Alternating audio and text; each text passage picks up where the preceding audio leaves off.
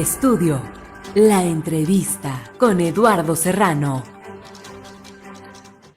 Y bueno, pues vámonos ahora a recibir aquí en el estudio de Puntos y Contrapuntos a Alberto Palacios, columnista, editorialista, en una columna muy interesante que lo invito a que la lea, Segunda Opinión, también la tenemos aquí en Puntos y Contrapuntos. Mi estimado Alberto, qué gusto saludarte, buen día. Lalo, muchas gracias por la invitación y un gusto hablar para este auditorio que pues bueno, ya sabemos que está compuesto por una fascinante gama de espectadores.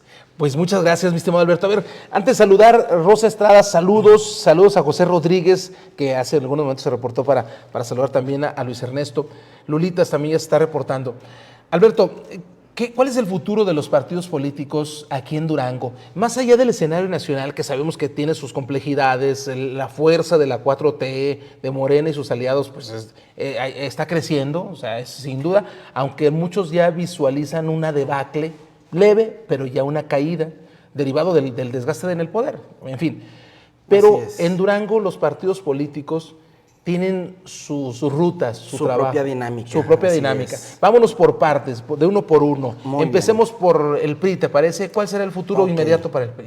Bueno, mira, comencemos por el hecho de que ya desde hace un par de años el PRI ya recuperó jefe político, ya tiene quien les vaya marcando el rumbo, porque hay que ser sinceros, cuando cayeron en el 2016, todo el mundo jaló para su lado. Sí, se dispersaron. Entonces, sí, ahí hubo muchos que en estructura jalaron con el PAN, que fue el que ganó en ese momento con José Rosa Saizpuro.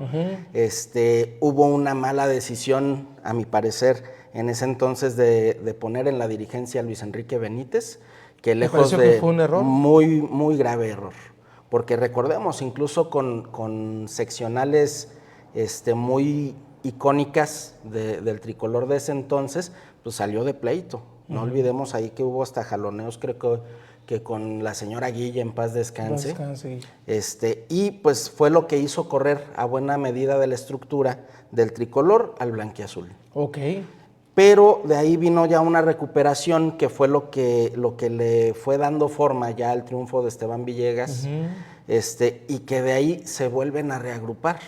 No todos, porque pues hubo una buena medida de actores políticos que se fueron a Morena, que pues era lo de esperarse. Algunos hicieron un ruido, ¿no? El propio Luis Enrique Benítez, los Silerio, Roy Guerrero. Bueno, eso ya en lo más inmediato. Pero en el momento, la victoria de Esteban Villegas fue porque recuperaron estructura. Ok. Sí, entonces ya ahorita, ya con esa estructura en franca recuperación, con un liderazgo que en su momento lo tuvo Arturo Yáñez y que ahora recae en Daniela Soto. Esa estructura yo la veo robusteciéndose, la veo creciendo. Se reflejó en las últimas votaciones, el PRI recuperó muchos votos de los que había perdido anteriormente, así que yo le veo un buen pronóstico al tricolor. Tiene el objetivo de afiliar, según lo que dijeron la propia dirigencia, 120,000 personas en esta campaña de afiliación, valga la redundancia, de cara al proceso electoral 2027. Yo creo que sí lo logran. ¿Sí lo logran? Tranquilamente. Ok, vámonos con Acción Nacional. Acción Nacional. ¿Cómo lo ves? Bueno, Acción Nacional también se vio perjudicado por José Rosa Saizpuro Torres en su momento, pero con la alianza con el tricolor se recuperó en cuanto a la votación para el 22. Ahorita hay una figura central en Acción Nacional que es Toño Ochoa, que lo vimos, o sea, es un personaje con carisma y magnetismo, sí atrae a la gente. Okay. Entonces ya esa caída que pudo haber tenido Acción Nacional después de la Ispuriato, como yo lo llamo, no fue tan grave como pudo haber sido. O sea, en este caso, Toño Ochoa sería el factor de recuperación de la militancia en torno a un proyecto, porque más allá de lo que ocurre en las dirigencias, tanto en la municipal como en la estatal, pues necesitan una figura que sea lo que jale hacia los proyectos venideros. Así es, que es lo que comentaba con el tricolor, ya teniendo jefe político saben para dónde ir. En este caso, Acción Nacional, independientemente de la dirigencia, que yo siento que ha sabido ir con el viento, Toño Ochoa se ha convertido en la figura central, dejando a lo mejor tantito de lado el 27 para el 28. Las miras están puestas al 28. Pero tú crees entonces que para Acción Nacional sería brincarse lo que ocurra, pues digo, porque es una renovación del Congreso. Sí. Entonces necesitan ganar espacios y mantener al menos, fíjate, ahorita están Gaby Vázquez Chacón, está Fernando Rocha Amaro y Alejandro Mojica. Por lo menos mantener esas 3 diputaciones, esos 3 espacios. Ajá. No, 4, me falta Verónica González. Vero González. ¿Y quién me falta? ¿Me falta otra más? ¿No son 4? En fin, tienen que mantener los espacios que tienen como curules en esta alianza legislativa con el PRI, ¿no? Sí, es que hay una alianza legislativa con el PRI. ¿Tú crees que se pueda perder? No, pero es una posibilidad. Y puede incluso aliarse con el Movimiento Ciudadano. Pudiera ser, es una de las puertas que está ahí entreabiertas, pero yo siento que están conscientes a nivel local, pero no al nacional, PRI y PAN, de que si no van juntos, corren mucho riesgo de perder. Como lo corrían en esta ocasión, aquí, y que mantuvieron la capital, al menos Lerdo, con una diferencia también muy importante. Sí, y porque se pudieron haber perdido las 3. Sí, claro. Si no iban en alianza, se podían perder las 3, y es lo que puede pasar en los distritos electorales, que bueno, el 4 federal lo mantuvieron, porque también ahí la 4T se equivocó de candidato con Primitivo Ríos. Entonces, ¿qué pasó ahora? También se equivocó la 4T con José Ramón Enríquez. ¿Tú crees que se equivocaron? Claro que sí, lo sostengo. Lo estuve diciendo desde la campaña interna, que José Ramón Enríquez no era el candidato idóneo. A ver, ya estás en Morena. Ya me brinqué. Ya está bien, pero adelante, síguele, pues está bien. Pero porque había participantes que a lo mejor no eran tan conocidos, porque José Ramón Enríquez tiene una gran presencia, o sea, mucha gente lo conoce, pero eso no es necesariamente bueno, y ya nos lo demostró Pancho Franco. Sí. Poco conocido, pero sí muy aceptado. Exactamente. Entonces, ahí Morena sí tiene la facilidad de que en las elecciones federales se puede llevar gran parte de la votación cuando hay otra elección, por decir, la presidencial. Ok, a ver, entonces... En las locales... Morena, a ver, nada más quisiera irme por esta ruta del caso de Morena. Morena, a final de cuentas, lo que le interesa es mantener el Congreso de la Unión, mantener la Cámara de Diputados. Evidentemente el Senado pues tiene renovación hasta en 6 años. Pero en la Cámara de Diputados, el irse para atrás en la mayoría puede representar una dificultad seria para la presidenta Claudia Sheinbaum. Bueno, es que yo creo que ningún partido quiere perder espacios en el 27. ¿Sí? No, pero hay quienes quieren ganarlos. Exactamente. Pero ahí yo creo que este año le debió dejar una lección muy importante a Morena, de que no por el simple hecho de ser Morena la gente va a votar así. Necesitan tener candidatos probados, y si no probados con experiencia, por lo menos que no estén tan quemados. ¿Sí? Yo lo decía en su momento, yo veía a Morena ganando a lo mejor con Sandra Maya, que pues ya ha sido diputada 3 veces. A ver, ok, nada más déjame detengo en esta parte porque coincidimos en ello, y en el debate con otros analistas ha sido muy intenso en ese sentido. ¿Tú crees, pues, que con otro candidato el resultado para Morena en la capital, concretamente, hubiera sido diferente? ¿Hubieran ganado inclusive? Sí.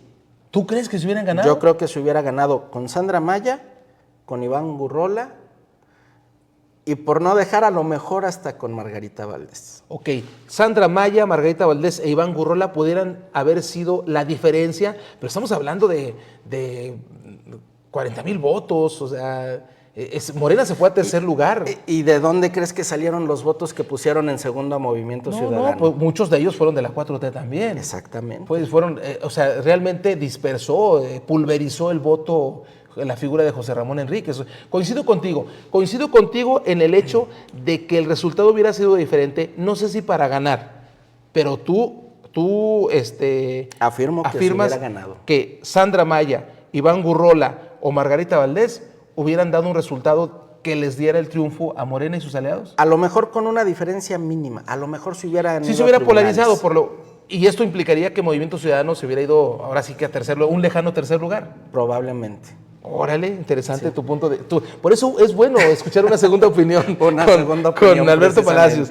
A ver, y ya que estamos centrados también en gastos, Movimiento Ciudadano, ¿cuál es tu visión respecto al futuro de ellos? Fíjate que Movimiento Ciudadano ya inició una etapa que yo avisoraba en un futuro un poquito más cercano, pero un futuro de todos modos.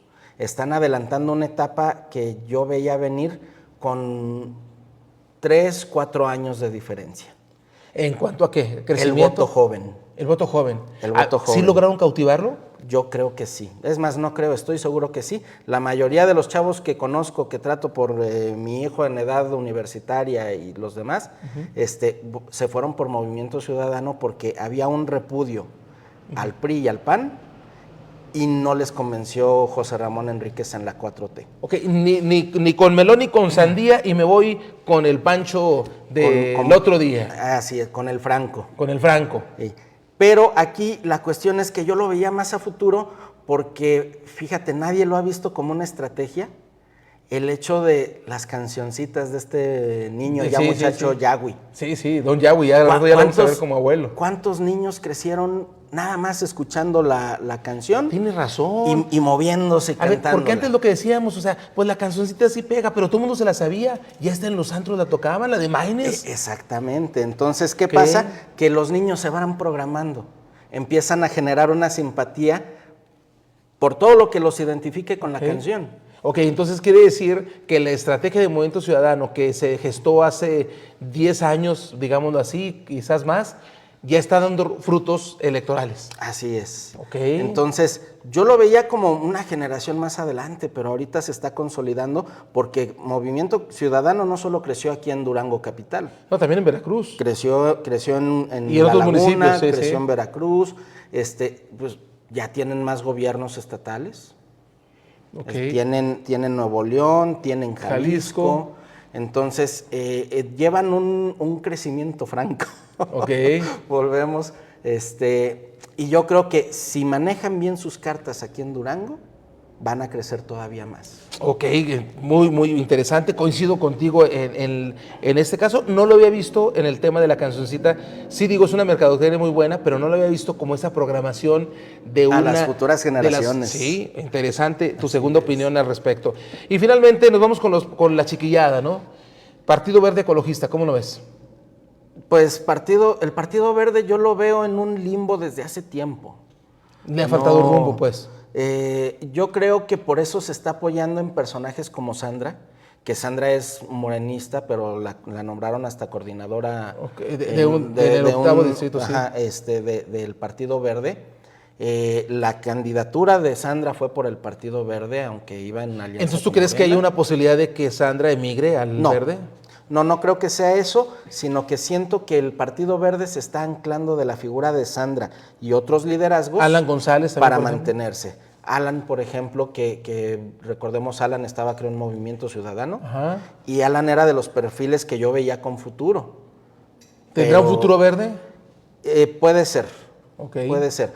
Pero aquí también recordemos que las estructuras tienen mucho que ver. Sí, por supuesto. Por eso ahorita ya se están manejando en muchos lugares estas, no digamos campañas, sino que se están afianzando con la estructura varios personajes. Ok. Flora Leal no ha regresado al Congreso del Estado porque sigue atendiendo gente de Lerdo. Ok. Están viendo, por ejemplo, estaba leyendo el día de ayer, que quieren volver a cambiarle el nombre al Boulevard José Rosa Saizpuro. Bueno, pues es que tienen que hacer una transformación ahí de fondo. Pero ella se está manteniendo activa con la estructura. Ok.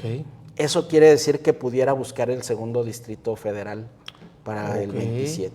Ok, y repetir una dosis electoral que Así es. vivió en el 24. Así es. Más no en el 25. Entonces, si el Verde comienza a extender esa estructura, que ahorita siento que la tiene al mínimo, pues pudiera levantar la mano para distritos importantes. Si no, se va a seguir manteniendo anclado a personajes como Sandra. Bueno, pero a ver, pero recordemos algo, el Mezquital es con un candidato del Verde. Pero fue la Con Nico. estructura de Morena la Sí, que de lo acuerdo, levantó. pero la figura se encumbra. Acá en este caso, los triunfos, por ejemplo, de Sandra es con una estructura propia, con un liderazgo propio. Así es. Pero con las siglas del Verde, con el logotipo del Verde, y evidentemente ella también permeó su liderazgo, su fortaleza, su capital político a la estructura del Verde. Ciertamente. Pues, a ver, y finalmente el Partido del Trabajo. Ay, a la rémora de Durango, sí.